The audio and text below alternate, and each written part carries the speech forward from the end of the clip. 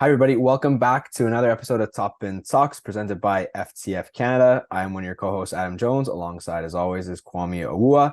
And on today, our 25th episode, we are very, very happy to be joined by our next guest, who hails from Sudbury, Ontario, where apparently they do play football, not just hockey.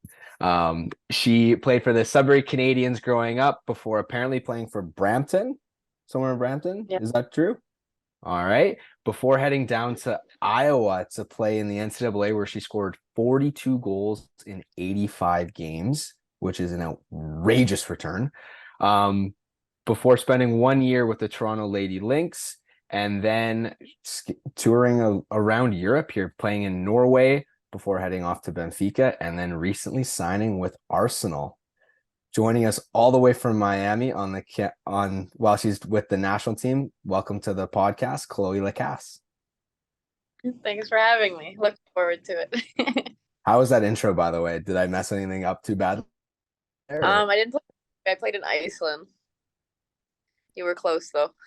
Very close, same right, right area. Just one's just a Yeah, massive mountain sticking out of the water. exactly. There's a little bit of ice, a little bit of rain, both places. For sure. So Chloe, just really quickly, kind of take us back, like obviously growing up in Sudbury, what was the football scene like back then, and kind of having gone back, if you have gone back to really recently, kind of how's it grown? It was definitely challenging. There was only one team. So I mean, of course, that poses a few difficulties, but yeah, in terms of growing up in a smaller town playing football where there's not many opportunities. My parents did a lot for me. Like they drove me once I became a part of the provincial program, they would drive me to Toronto almost every weekend. So thinking about what they did is kind of crazy logistically. Like I I reflect on that a lot that I don't know if I would do the same if I had kids that needed to be driven about 4 hours to Toronto there and back. But yeah, it seems like it is growing out in Sudbury. They have a club team now that has a bunch of youth teams, and it seems like it's really picking up out there. So it's positive. I don't go home very often, truthfully. So I wouldn't say I'm super connected because the club that I grew up with no longer exists. So yeah, I think for now I'm a little bit all over the map, but once I retire, we'll see. Terror myself. That's So you There talking we go. about the provincial program and Sudbury, I definitely understand because obviously there was regionals and every region had different like training centers. But then when it got to provincial, everyone had to go to the OSA. And for me, OSA was 15 minutes away. So the people that used to travel hours on the weekends and had to stay, pay for hotels and all that stuff just to train, that is a real commitment. Way to like repay your parents back. Like even though that's in the back of your mind, you're like maybe not now, but eventually I'm gonna find a way to like make sure like they get repaid just for all that driving. Maybe a new car because you ran up the miles. You know what I mean? Something like that. Yeah, Has that ever definitely come to put your mind? yeah, it definitely does. Like they've taken a lot of trips to come visit me, and to this day, when they take trips to come visit me, they're treated well. Okay, there's a return in that way. But right now, like I'm definitely so busy that and I'm so far away from home. It is difficult to have those family moments. So at the same time, I am thankful I had them when I was younger because those that mileage that we got in the car, we got to spend so much time together. Where I don't think we would have had that if I didn't play football. I think then it would have been more of like the traditional life, right? Where you come home from school, you hang out with your friends, yada yada. But I got to spend so much time with my both my parents, and I'm grateful for it because we are extremely close to this day. I think you'd have to be. Yeah, That's either well, yeah. going one way or the other way. You're either getting really close or you're hating each other by the end of that. I mean, there was a little bit of both, but I think there was more, if anything. But yeah, No, that's amazing. Yeah, talk That's about those yeah. car rides back. Like if you guys lost the game and you were upset, like 4 hours is a long time for you not to say a whole lot of nothing. You know what I mean? So it's kind of like I know every weekend there was a game when I was in provincial as well, and it was just for me I could get away. I go home, go and hang out with my friends, whatever. But for you, driving back must have been like, damn, like your parents would try to make awkward conversation, like, oh, I'll be all right next time, or like telling you, oh, some parents try to hype you up, some parents talk down on other players. Like, how were those conversations driving back home, especially after a tough weekend? I think at this level, everyone that's here is so competitive, right? So, I mean, my parents and I definitely had some pretty honest conversations in those those games that we didn't end up winning. I think, yeah, I could be pretty harsh on myself. So it was just, yeah, there was definitely some angry trips where we had to have some silent car rides back to Sudbury for 4 hours and just maybe pump the tunes a little bit louder than they should be so that you can kind of just black it out. Yeah, I think we've all been there. Yeah, yeah. Yeah, those are stuff. So even growing up in Sudbury, like what for you was the push into football in general? Was there like a specific memory, something you saw potentially that just like, yeah, this is what I want to do? Like a lot of women's footballers, I have an older brother, and he played, so I just kind of wanted to be him, and I grew up wanting to hang out with his buddies and do what he does. So yeah, I grew up playing against him in the yard and just kind of wanting to hang out with him, even though he didn't want to hang out with me. As the younger sister, we know how that is.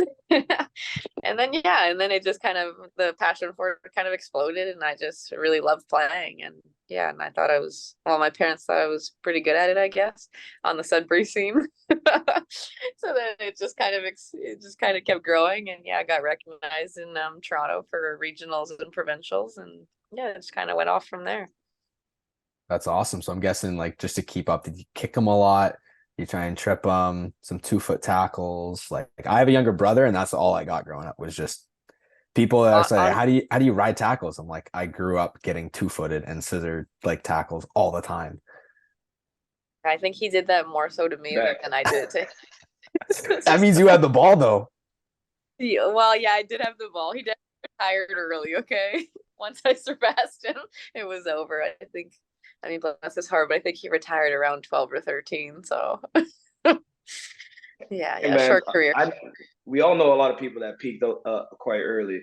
When did you realize that like, damn, like this was something that you can make a career out of? Like, was it college when you got like recruited to go to college, or was it like during college when you're like, okay, maybe this is something I can make a potential career out of?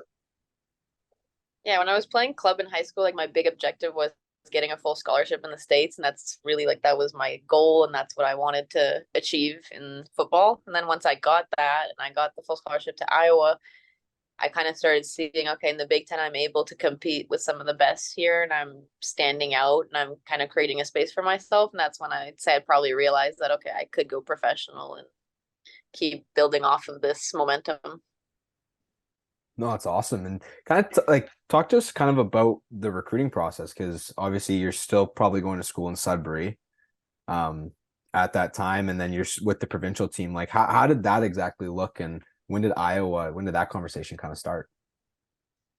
So with my club team, this was actually something that was, even though it was a super small club team, the Sudbury Canadians, our coach was he was just super ambitious and very, very like passionate about the game and he wanted people from smaller towns to have opportunities.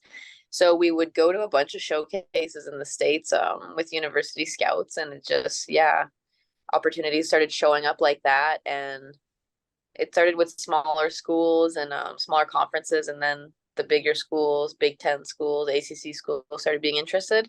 I knew I wanted to play in the Big Ten, so when Iowa came on the table, I was super excited. Sorry, my mom's calling. Bad No timing. problem. She knows we were talking about it. Right, right. She could tell. Do you want to hear how training went today? Yeah, no, The no, tra- a little bit. the But yeah, that's transition from the transition from Sudbury, sorry to control, the transition from Sudbury to Iowa. Me being in America for what 7 years now, 8 years now. I definitely can actually no longer, 10 years, but I can definitely understand because Iowa, there's a whole lot of nothing. So yeah. kind of like the transition to Iowa and Sudbury, it must have been an easier transition than any other school. I'm sure you had other offers because you knew that you Really, were a baller. okay, we're making it seem like it's super small town. It's bigger than there's like a It's not population of Saskatchewan, all right? It's not.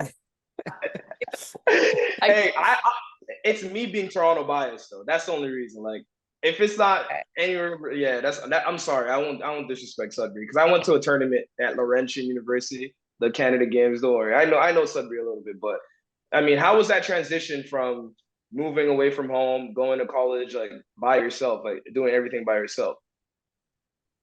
I think that was one of the good things. So when I played for Brams United, I billeted and I ended up staying with a teammate. So I kind of had a little bit of experience in terms of being away from my family and my friends and essentially my hometown. So once I went to Iowa, it was kind of the same concept, except I didn't have the billeting parents in the house.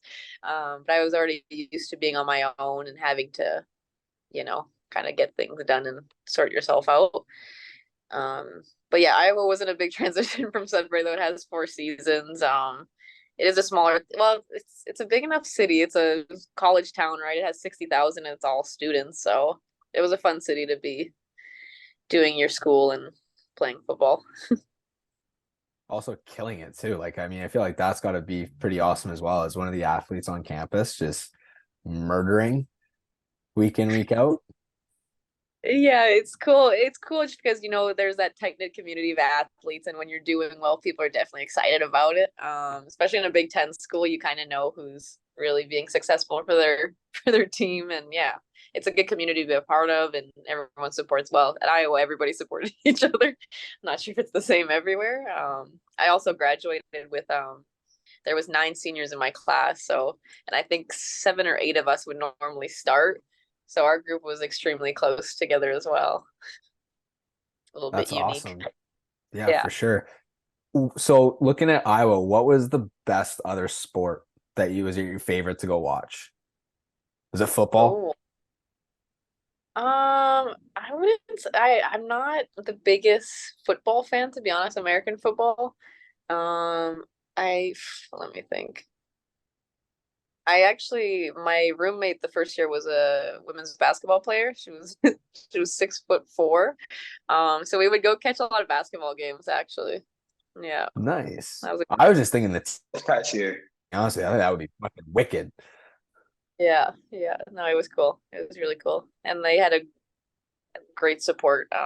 The fans loved the basketball out in Iowa. And even this year, I think no, last year the women's team made it to the finals in the NCAA, so they're really exploding as well. Okay. Proud alum. So nice. Yeah, right. Yeah, So have you been back since? no, I haven't. No, no, I have not. I thought I did there for a second. Yeah. Proud alum, Jonesy. Proud alum hasn't Right? been there in years. I I'm working on it. It's hard, okay? Because Yeah. I'm just teasing. I'm just teasing. Doesn't help well, those I two will COVID years. Those things don't even count. So you can't even say it's like if it is a decade, you're like, no, it's not. It's only 8 years. Still have a couple more to get back. hasn't been a Existed. decade. With or without COVID, it hasn't been a decade. So There let's we just get go. it out. COVID didn't exist in America, man. They weren't accepting it. But it It existed up wasn't. here.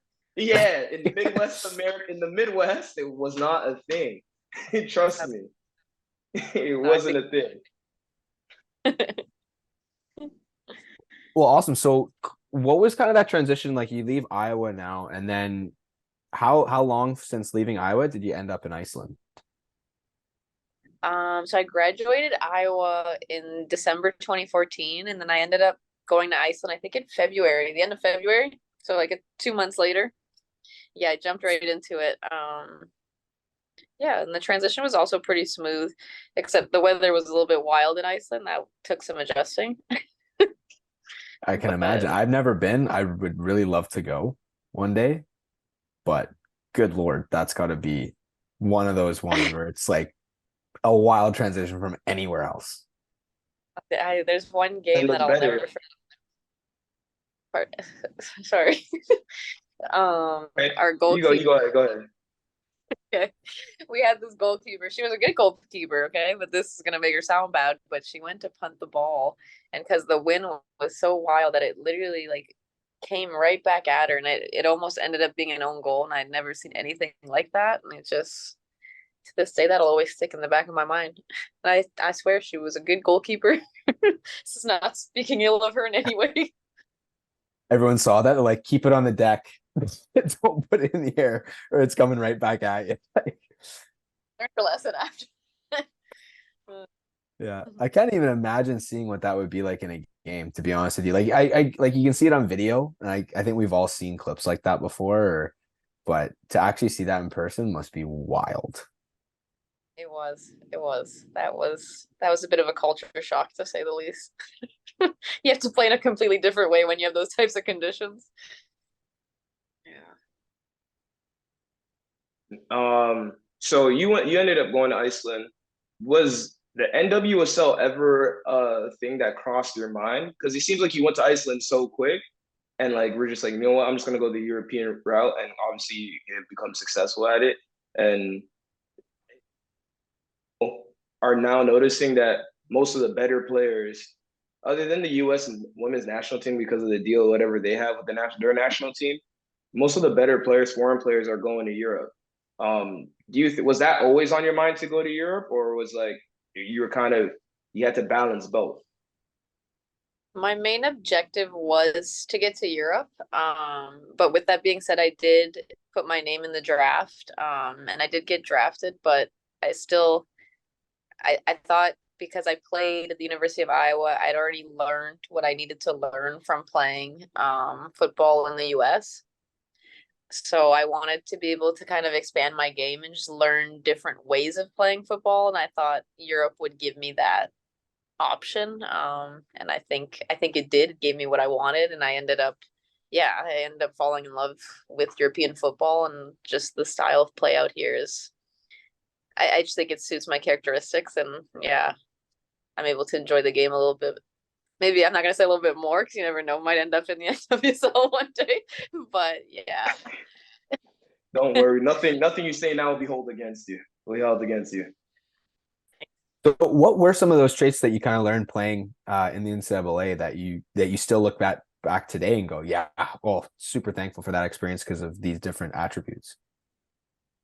I think something very special about the NCAA is that even like I'll say Big Ten because that was my experience was that they really know how to create like a full athlete and they know how to educate their athletes to the top level. Like in terms of before I went there, I didn't really know anything about hitting the gym. I didn't know anything about nutrition. Like I didn't understand that these things were important. Recovery, rehab. I didn't have any grasp on any of that.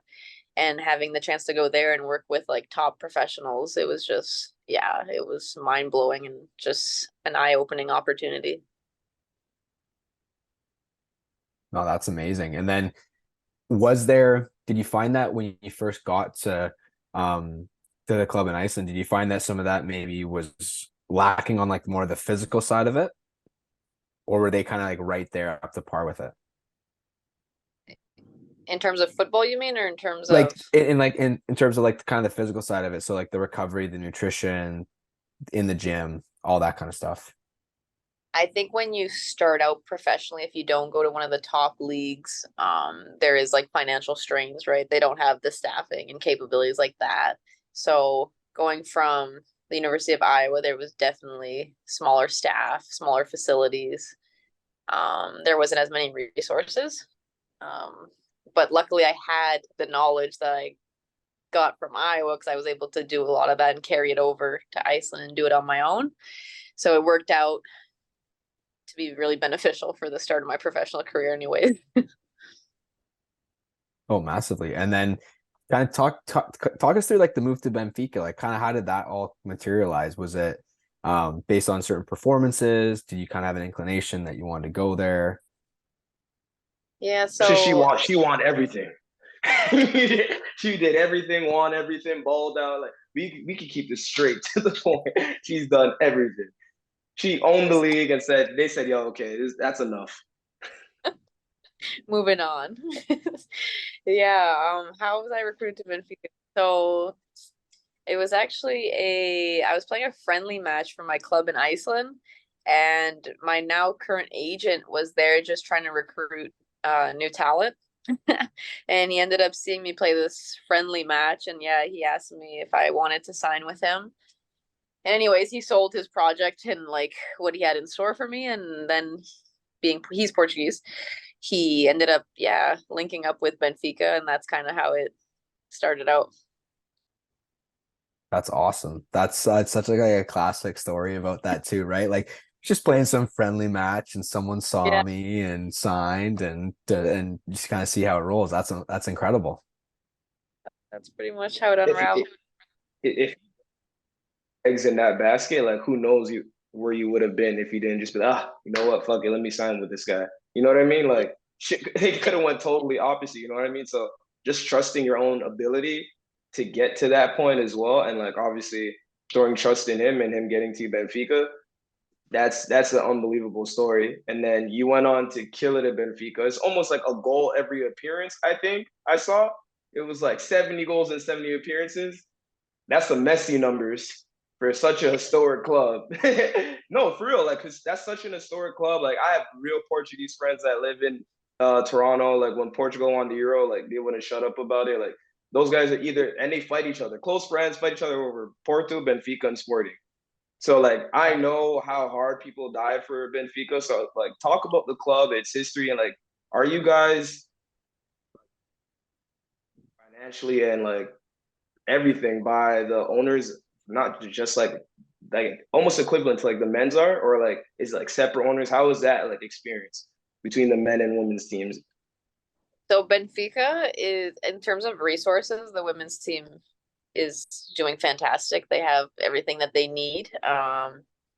It's definitely the club on the women's side in Portugal that's like leading the charge in terms of equality. They're doing everything properly, and it goes to show with their youth program, because now Portugal is starting to be it's starting to be a powerhouse globally as well.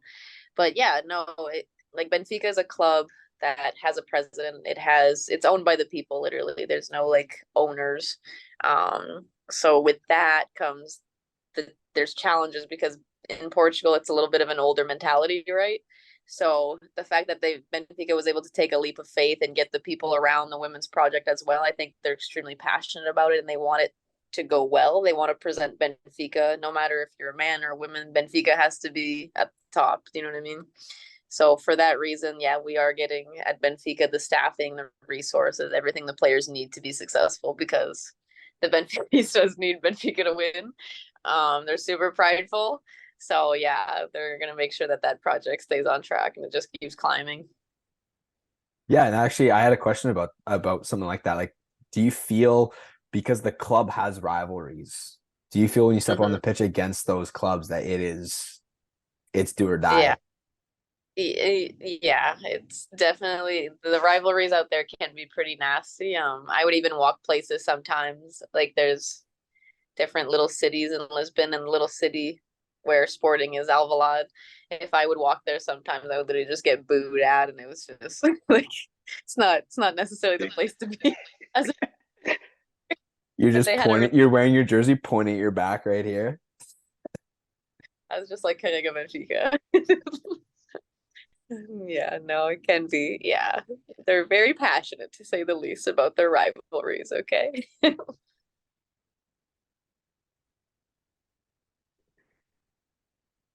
So funny his mic's not working now. There we go. Your mic's cutting in and out. Porto Blue out there. What's that? Blue out there. Still cut out. Blue. I think he's talking about Porto. I heard. Yeah, we shouldn't be talking about Porto. That's why his mic's not working, Yeah, it keeps cutting out. It just keeps. because they know it's nonsense if it's about Porto. Like, no. Anyways, yeah, it is nonsense about Porto. So, anyways, you ended up scoring a hell amount of goals. Take us through like your most memorable, if you have any, like your most memorable goal, your most memorable moment with Benfica. There's quite a few that are standout moments. Um, I think the first time we qualified for the group stage in Champions League, we were playing against Twente, and yeah, I think that was probably one of my most memorable moments, just because we made history for not only the club but also the country in that moment. And I think people started to find respect Benfica on the European scene, and that's when they were like, okay, this club is doing things correctly, even though it's a very young project, because that was, I'm gonna say that was our third year of the project. So it was pretty unbelievable to see a team so young be able to already make the group stages of Champions League. Um, so yeah, that's definitely probably my most memorable moment. That's kind of how I ended up landing with the Canadian team as well. So yeah, kind of had a effect. So I guess like we look at that, that was 3 years in the project. Like that's not that long ago, it seems like, right? So growing up, like you weren't in the radar at all before that. So after the provincial, so the was the provincial program and the NTC program.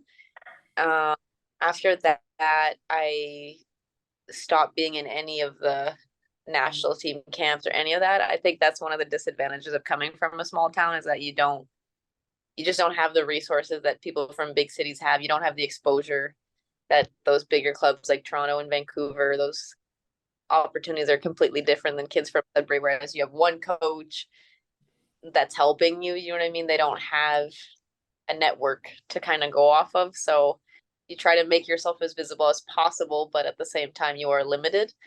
And then I went to the University of Iowa. Things went well there, but still didn't get any opportunities. I didn't get any opportunities.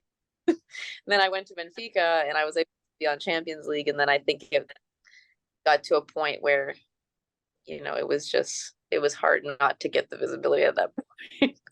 They kind of set the scene. I mean, it's so wild to be in the Big Ten and score that many goals and to not be on the radar. Like that's the part that's maybe the wildest to me, especially looking back now where you do have younger players who are breaking through and then going to universities, which I guess is Mm-hmm. progress for sure. But just to kind of look at like where we were not that long ago is kind of wild. Yeah. I think they just don't want people to slip through the cracks anymore. I think that's just how it goes. You know what I mean? Like we see it on the men's side all the time, and like to see someone like her to put up that many numbers and do all of that, go to Iceland, be the player, the best player ever probably, and then having to make history with Benfica in order to get called to the national team.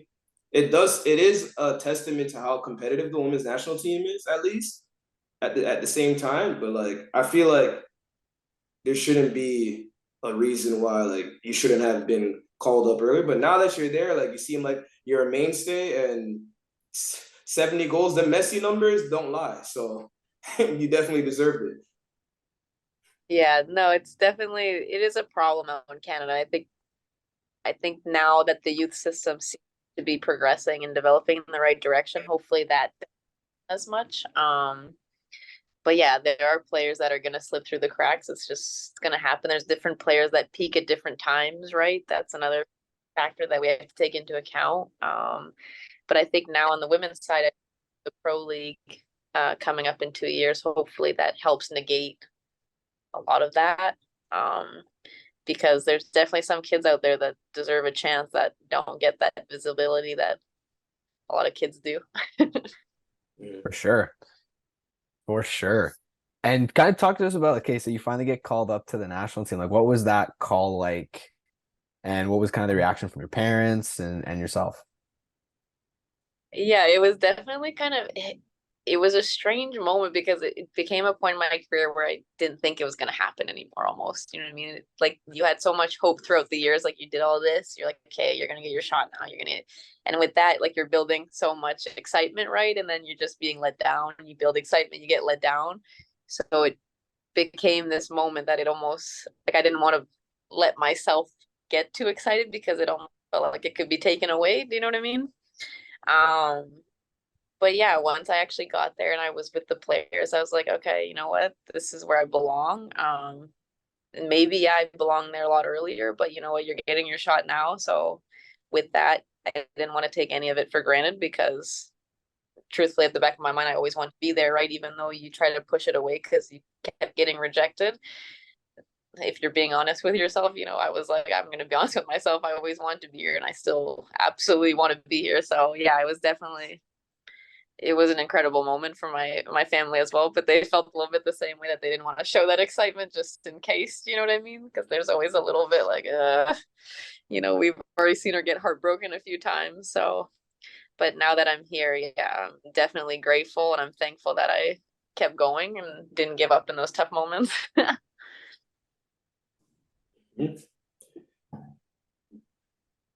Jonesy. Yeah, well, I was just gonna say, like, I mean, one of those things, obviously, we talked about just the immense amount of goals that you scored. What are some of the attributes that for you when you look at strikers that you're like, this is like must be, these are absolutely things that you need to have? And then are there any players that you kind of look at and you're like, I work to try and add that to my game? Hmm. I think for me, like, the player that work ethic is something that needs to absolutely be there. As good as you are on the ball, as good as you are at keeping the ball, there's so many instances where it's about when you don't have the ball, it's about when you lose the ball. And I think there's so many players that you can see the difference right there on how they react when they don't have the ball or if they lose it. Even like at this level, you can see it in some players that their work ethic in certain instances make smallest differences in those little but that could also be in clinical moments for finishing those types of situations. It's kind of the same. There's just some players that have that grit and that work ethic that just go, it gives that extra little push. Yeah, I'd say so. That's definitely one of my, if I was a coach, that's what I would look for.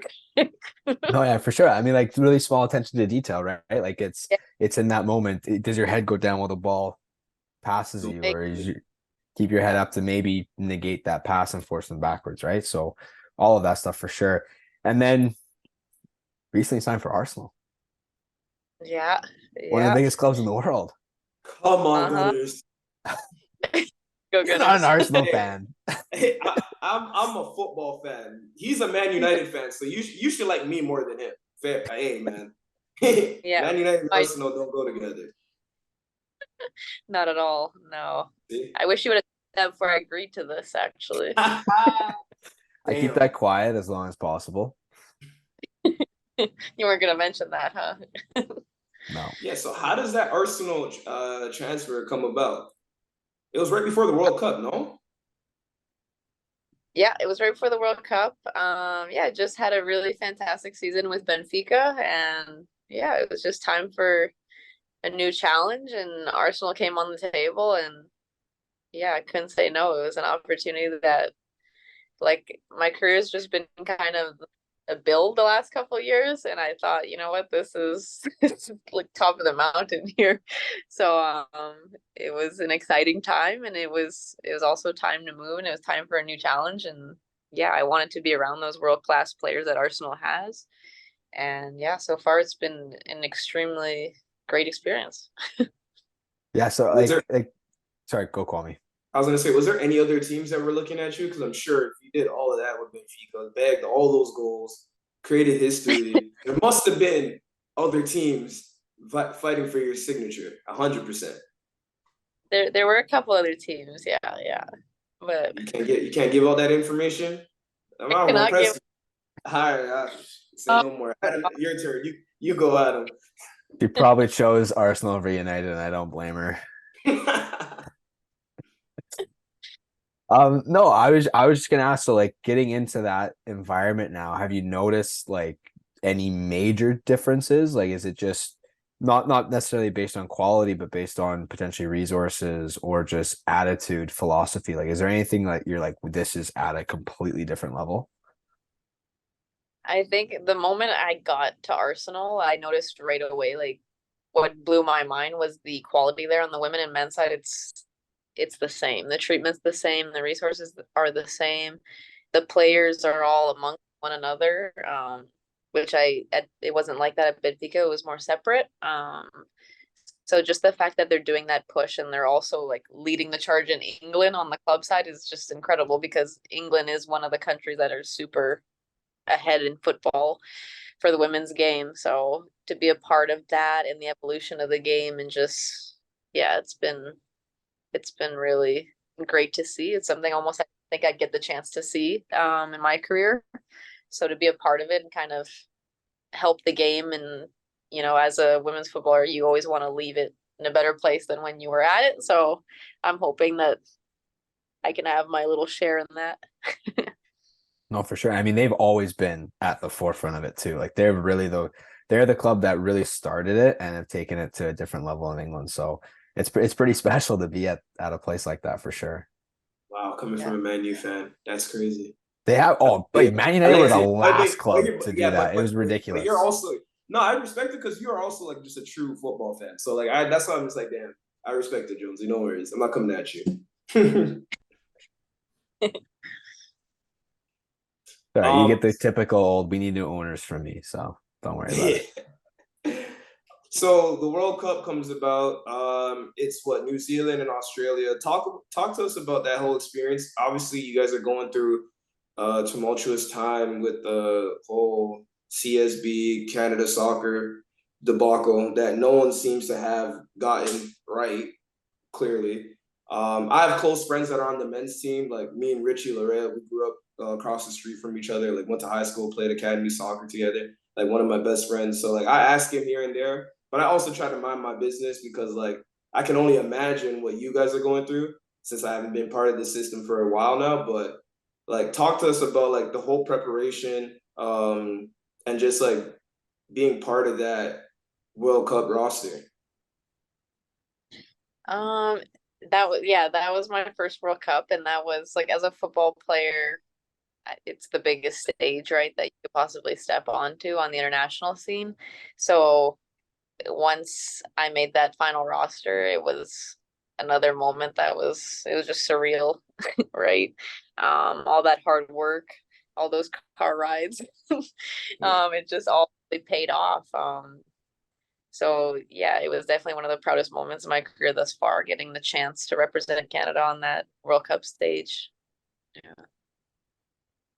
Do you think the situation with CSB and like if you don't want to talk about it, you don't have to talk about it. Do you think that whole situation kind of affected performances from you guys? Like obviously not being able to get as much support as you guys deserve, like as everyone knows. Like you guys have been basically the backpack carrying Canada soccer until our men's side has just recently gotten better. And like obviously we all agree that you guys deserve a lot more support, but do you think the things that were going on had a mental like effect on you guys based on performances? I think leading up to the World Cup, it was taking a mental toll because we had to be discussing so many things that were outside of actually playing football. Um, but will I use that as an excuse for our performance during the World Cup? No. I think we should have done so much better at the World Cup. We all know that. We're all disappointed in the results we got. But yeah, is it hard to be fighting off the pitch whilst also fighting on the pitch? Definitely. It's not an ideal situation, especially prepping for a World Cup and then going into one with those issues that are happening outside. Outside noise is always kind of knocking at the door. It was in this World Cup, but yeah, no, I won't use it as an excuse in terms of how we did during that World Cup. But yeah, Was that your first time So in Australia? I've never been, so I'm no, definitely taking a trip. Hey man, I'm trying to as many vacations as possible while I got the energy. no, it was my second time. We went there a couple months before to play them for friendly matches, kind of like a trial run as to how it would be with the time change, environment, and the city. Yeah, for fair. sure. And just quickly, like I think that this is one of the more interesting points. Like obviously, again, Kwame touched on the difference between the men's and the women's programs lately. Like even when you look at the World Cup, the expectation was wildly different as well for what success was. So from like a kind of just like a mental standpoint, after the first result and after the second result, like from the group standpoint, like how difficult is that to kind of deal with the weight of expectation? Yeah, this team has had pressure before. As we know, Olympic gold medalists, right? So we know what it is to play tournament football, and we know that it's different than playing club football, where as you get that week to kind of prep and get ready for your next opponent. But yeah, the first result going in with a draw, not ideal. So then the pressure was on the second game, getting that win, that was great. And then going against the Australians, of course, that was a tricky opponent to have in that last game with the home crowd. And yeah, it just didn't start well, as everybody saw. And then it just kind of momentum took us down going forward throughout that game. But yeah, of course, reflecting on it now, it's easy to say what I would change, right? But in the moment of things, not so much. Yeah. So now we're just kind of everybody went home afterwards, reflected, and now we're trying to kind of start on a clean slate and get this Jamaica game on Friday and qualify for the Olympics once we're in Toronto, hopefully the next week. So the conversations Yeah. obviously with this camp have been a lot more positive. It's kind of like, okay, whatever happened in the World Cup happened, and now we got to focus on our next objective.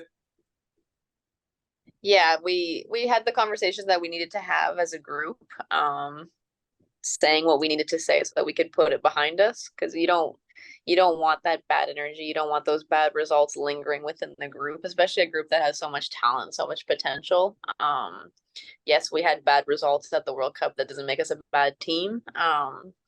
So I think we got everything that we needed to get out of our system so that we can go forward and towards the right direction with the Olympics now in sight, hoping to defend that gold medal. Yeah, for sure. And then again, you have 2 games against Jamaica, correct? Yeah. That's gotta be exciting. I mean, being in Miami is not too bad for one of them, I'm guessing. Well, we're going to Jamaica though. That's not too bad either. That's not Yeah. that's not too bad either. Hey man. No. Are your parents? I'm guessing your parents are going to make the drive down from. Are they still in Sudbury to the Toronto game? Yeah, they're gonna make that drive to Toronto. They know it quite well. Look And at all the that. shortcuts. They know the shortcuts by now. Yeah, that's exactly. so the preparation, obviously, for the Olympic qualifiers or Olympic coming up. How is it like? How like? What are the conversations that you guys have, knowing that you guys have to defend your title? Your title, obviously, it was like 2021 because of the COVID. Yeah. So, I like how is it like? What are the conversations you guys are having, knowing that everybody's going to be gunning for you? And obviously, we talked about the World Cup performances. You guys have a chip on your shoulder, but also the U.S. might have a chip on their shoulder because they bowed out of the tournament as well. And me, I'm in America now, so like everybody in the States were distraught, like hands on their head, like crying when the US went out. Like how does that feel? You guys have a target on your back, but you guys also have a chip on your shoulder to prove yourselves once again. And I think do you like the position that you guys were in? well, I think for us, it's just about going back to our roots. Like we don't want to say that everyone's gunning for us, because as the Canadian team and as being Canadians, we're humble, right? We know that in the past we've had that underdog mentality and we're that gritty team. We're going to defend as hard as we can. We're going to work as hard as we can. So I think it's just about sticking to those roots, no matter what position we're in, no matter what people or what type of outside noise is happening. We want to stick to those roots and make sure that that is always a staple to our game. So I think that's kind of what we've been discussing, and that's what we want to instill in this program, and we want to keep that no matter what, no matter who we play. That's always going to be our identity. So that's going to be important for us going forward, I believe. No, I mean, that kind of, again, like that probably the best kind of type of reset to come in after a World Cup performance like that, right? And not performance like that, it's just the result of it. Because like you said, tournament football can just take such a nasty turn so quickly. Like you have 2 bad days and you could be out. Like it's kind of wild when you think back to it. Like you could have had a great week of training and then the bad day of the week just happened on the wrong day. Yeah, exactly. Tournament football can be a little bit brutal like that, as we saw. Like it wasn't just us, it was the US, the Germans. Like there were a lot of big teams that unfortunately did not have the good days as well. Are back again. Your mom calling Mom again? really wants to talk to you. But yeah, no, it's sorry, I lost my train of thought there.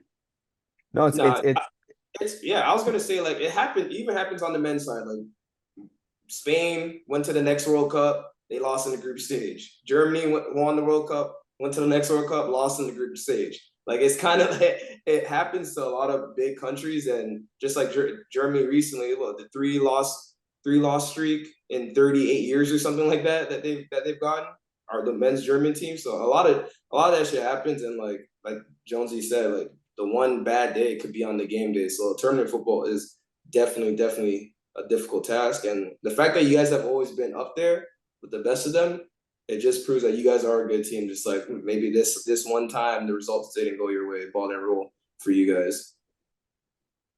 Yeah, no, definitely. I think it's about what you do next, right?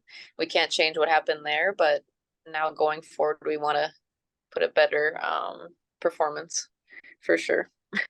Yeah, and I mean, I don't think like, and again, I think for anyone listening or who's going to be watching on Friday, like Jamaica's one of the good stories of the World Cup as well. So they have momentum coming into this game, and so that's got to add fuel to the fire as well for the team. Yeah, definitely. No, it's a very respected opponent. They had a fantastic World Cup. They had only been scored on one time till their elimination game against the Colombians. So they have a very well organized low block. They work very hard. They're pacey players, very athletic. So yeah, they definitely pose some threats for sure. So we're not taking them lightly. I like the way you talk about the game. You have a little bit of coaching in you. It's like definitely low block, tactical. Like you know what I mean. They take away the spacing behind. Like they're tough on the jabs. Like you talk like a coach already. Is that something that you see in your future? You think you'll coach in the future, or you got to separate yourself from football a little bit before you get into that? Yeah, like I'm never gonna say never, but I don't think. Yeah, I think once I retire, I don't think I'll be a coach. All right, so how about this? What are your other than football? Because obviously you're always with the national team. You're training every day. Like, what are your outside hobbies? Like, what do you like to do when football's not in your mind? When football's on my mind. Okay, this is but yeah, I really like to read. I tend to take like random classes just because I think it's interesting. Like I took a nutrition course a few months ago. Right now I'm taking some business classes. So I think for me it's just like, yeah, I just need my mind to keep going. I need something that's outside of football to kind of be able to separate myself. Sometimes you just want to out, and that's kind of my way of doing it. It's just taking random classes. Do those Yeah. random That's classes why go help? that's super clever though. Like Mm. that's awesome. Just to like, because again, like I know for me when I was growing up, I would become super obsessive. And then if things weren't going well, you could spiral. And then the second you were able to find something outside, to almost like, okay, that didn't go well. Let me take my break and to Exactly. focus like that's and to I mean, God, that's gotta be the healthiest way to do it possible. I took a nutrition course, I'm taking business courses. Like Hey it's not man, like you're like, I'm on the golf course. Jonesy, you're on the golf course. Not Yeah, I I. know, which is why I know that it's not the healthiest habit and healthiest hobby to have if you're, Hey, I just started. enjoying beverages. Yeah, I just started learning how to golf. So y'all might see me in a year from now. We'll have this conversation. Right now, I swing like I play hockey. I mean, hockey was my second favorite sport growing up, so it's fine. I Yeah, take that. But like Happy continue. Sorry. What were you gonna say? like Happy Gilmore. You're perfect. See, it's How he not. It doesn't go swings. that That's far. exactly Happy how he Gilmore at swings. least hits it like 300 yards. I'm in the like 150, 200 range right now. But it's all right. I mean, I was taking my real estate course also. Oh, Yeah, nice. so that's something that I had to do to get my mind off of soccer and passed it and everything. So like I'm done, and that's just something that's in the back pocket. So wishing nothing but the best. That was my first course in general since I graduated from college. I went to UConn, and going through course studies and stuff like that is just not it. I don't think He I'll. took I'm he not took going. basket weaving.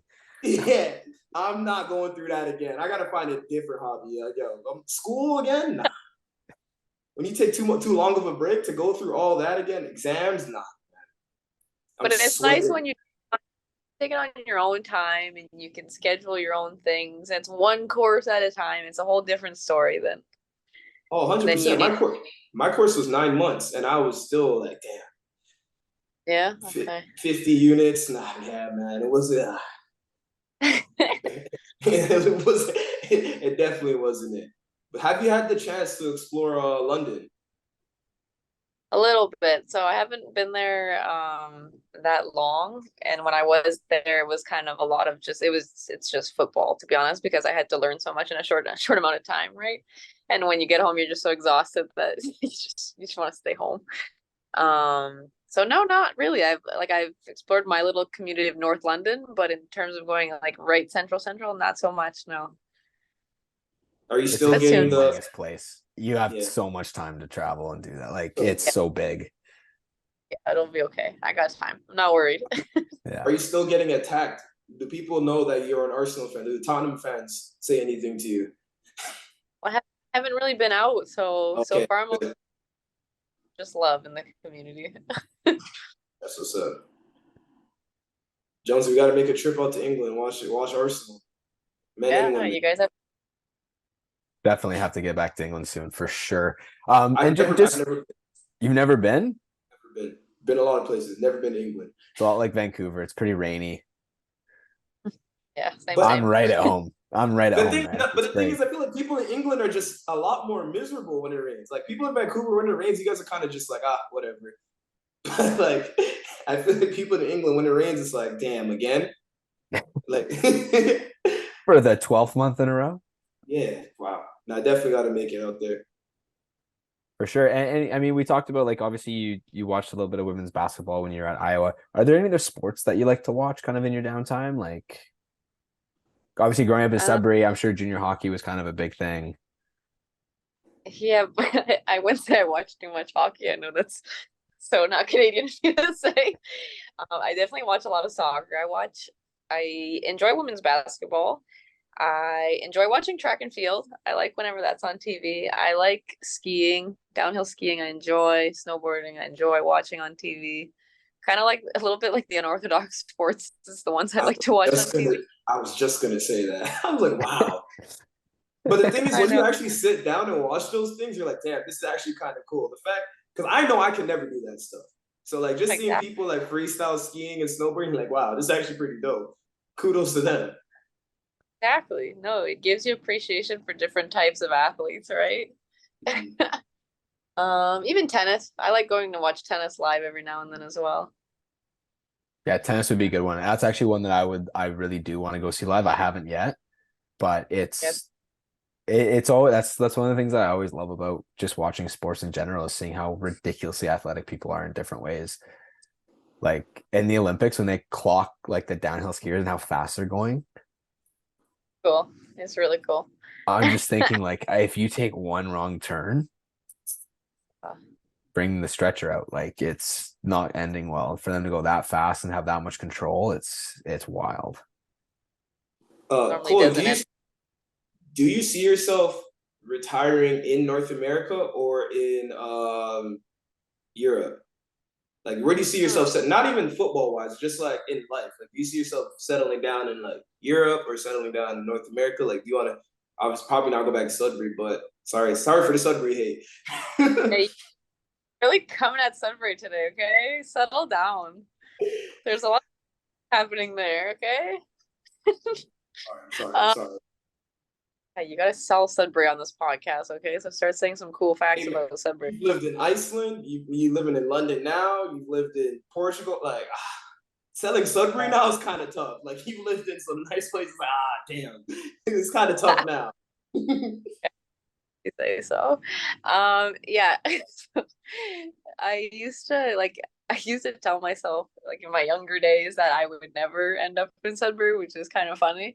But now as I'm getting a little bit older and I've been away from my family for so long, like when you're younger, you don't like this sounds bad, but you don't miss your family and you don't like okay, you miss your family, but No, you I don't agree. feel I know what you mean. I agree. Trust me. Yeah. yeah, you don't feel like you need them around constantly. But as you get older and you've been away from them for so long, you want to spend that time with them and you have like a greater appreciation for them. That's how I feel anyhow. So anytime I get to be home, I'm like the absolute biggest homebody, and I'm not leaving the house. If my friends want to come visit, they have to come to the house because I'm not leaving. But yeah, I do think I'll end up in Canada actually once I do choose to settle down. I actually could see it being Sudbury. So if you I'm sorry. I'm sorry. I'm sorry. I'm sorry. like on a lake in Sudbury, have a nice view to wake up to. But yeah, no, I don't know. I think somewhere in Ontario. Yeah, probably. Maybe Ottawa. Since Sudbury doesn't like that's where I should end up. Damn. All right. Fair, fair, fair, fair, fair. All right, West Coast, Best Coast for me, but that's all right. I appreciate what the East has to offer. But There you, you you go. guys, you guys only get 2 seasons: dry season and rainy season. That's true. We get fire season and rain season. That was crazy. That part was crazy. I seen they were like stopping people from seeing it on social media, the fires in Kelowna. I didn't find out until I was talking to you, but I don't know if I was talking to you or my friend from BC, and I didn't know that shit was happening for like a whole week before it happened. Yeah, it wasn't good. There's a lot of people that lost some stuff, so Yeah. not the best. But we're not going to end this on that Yeah, note. not on a sad note. Come on, Kwame. Yeah, my bad. I got probably like 2 questions. Who was your role model growing up, whether it be out of soccer? And actually, who's your role model out of soccer? And who'd you look up to out of soccer? And who's your role model within the game? Out of soccer, I'm gonna say my family. Yeah, just my family members. My mom again. She knows I'm talking Yeah, about we her. don't. We gonna get you out of here. Sorry. Tell her we apologize. Yeah, no, definitely my family. Like they were my biggest support system, and coming from a smaller town, like there was no chance without them that this would have happened. Like absolutely zero. Um, and my soccer inspiration, honestly, was probably Hazard. I was a big Hazard fan. I loved watching him. Yeah, That is a good Hazard. one. That is a Yeah, great one. I've never like she's hitting me with a lot of firsts. Yeah, I never. My favorite player is wow. That's a lot of firsts. You get the typical Messi, Neymar, Ronaldinho, yeah, Hazard. yeah. I enjoy Hazard's game, and I feel like there's some things that I wanted to emulate. He's a dribbler. He likes to carry the ball. He has that creativity. So I don't know. Yeah, I'd say he was definitely. I liked Thierry Henry as well. He was a good one. That's another classic finisher, Henry. But yeah, no, Hazard was probably number one. And who was your favorite team growing up? Now that it's Arsenal, like who was your favorite team growing up? I feel like I can't answer that anymore. Damn, Chelsea, that's Hazard. It's got to be someone else from London. hey, I'm setting her up. I'm talking smack about Sudbury. I'm on a roll right now. A little Please, bit. please. Okay. And then Cloé, just one last one from me, just to see if we can inform the people about Sudbury. Who's the most famous person that's ever come out of Sudbury? You know who it is? It's oh my God, what's his name? I'm gonna get shredded and sorry for this. The guy from Jeopardy, the host, Al Trebek. Alex Trebek. Yes, Al Trebek. I call him Al because we're on a nickname basis. But he passed away though. Peace, Yeah. Al. But we're on a nickname basis. Is everybody from Sudbury on a nickname basis, or? But there's so many of them they know. Okay. Not that small town. Yeah, not that small. All right, well, Chloe, thank you so much for hopping on. This was awesome to get to chat for you. Obviously, best of luck in the rest of camp, and then on obviously you're playing super soon. Are you leaving tomorrow? Yep, leaving tomorrow. There we go. Wow. Well, I'm really happy we're able to squeeze this in now. Oh my God. That's phenomenal. Timing. That's But yeah, best Yeah, great timing. Best of luck in the game against Jamaica. Obviously, this is even easier now that we weren't having to deal with 3 time zones, trying to get London, Yeah. East Coast, Vancouver, because it could have been a nightmare. But super happy that you were able to hop on. Best of luck in the upcoming games. I know we'll be rooting and watching. And can't wait to see you start your career at Arsenal. Cool. Thanks so much for having me. Really appreciate it. And you No guys will problem. have to free, okay? We'll have to have you come visit soon.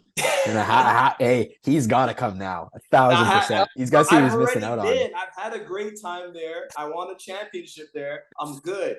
My Sudbury, I left the mark on Sudbury. We good. All right. Thank you so much. Enjoy Jamaica.